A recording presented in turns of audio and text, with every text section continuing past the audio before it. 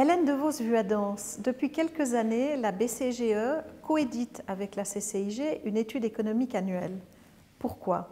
L'objectif est simple, il s'agit de déterminer si Genève constitue toujours un pôle d'attractivité pour les entreprises, quels sont ses principaux concurrents, comment peut-elle pérenniser son avenir, c'est-à-dire avec un franc suisse très fort en ce moment, ce qui n'est pas toujours un avantage pour une place d'exportation, une fiscalité qui est très vive à l'échelle internationale, et puis l'enjeu de la main-d'œuvre qui est très qualifiée à Genève mais qui a aussi un coût, un enjeu qui maintenant fait partie de la mondialisation, de l'ouverture des frontières. Vous savez qu'avec le secteur tertiaire qui est prépondérant à Genève, on délocalise aussi beaucoup la main-d'œuvre à l'étranger.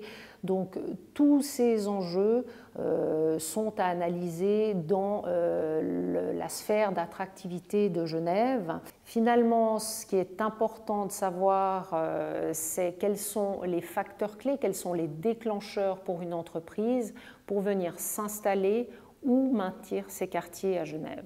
Quelles conclusions peut-on tirer de cette étude par rapport à l'attractivité de Genève ? Donc tout d'abord, bonne nouvelle, notre économie est solide. Nous avons également une longue tradition, un savoir-faire et une expérience dans certains domaines, en particulier l'horlogerie, la pharmacochimie, la finance.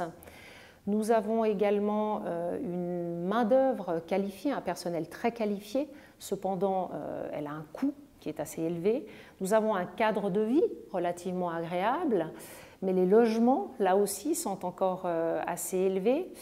Nous avons aussi une concurrence assez féroce, en particulier dans le domaine bancaire, pour ne citer que celui-ci. On a vu ces dernières années les attaques et les contraintes subies par la place financière. Et puis on a le problème de la fiscalité. Je dis le problème parce que c'est un enjeu important. La troisième réforme sur la fiscalité des entreprises pèse énormément. Je dois dire que les entreprises la perçoivent comme un frein, voire comme une menace à leur établissement dans le canton.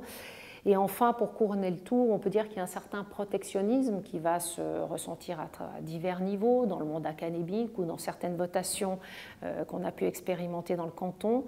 Comment contrer finalement ces éléments? Il faut absolument développer des nouvelles activités, de nouveaux clusters, de nouvelles niches. Il faut cultiver les jeunes pousses, faire en sorte que ces sociétés fassent l'avenir de Genève.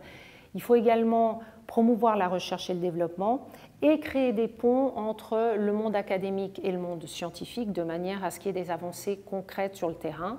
Si je devais résumer les principaux facteurs clés pour l'attractivité de Genève du point de vue des entreprises, je dirais que c'est la main-d'œuvre et la fiscalité.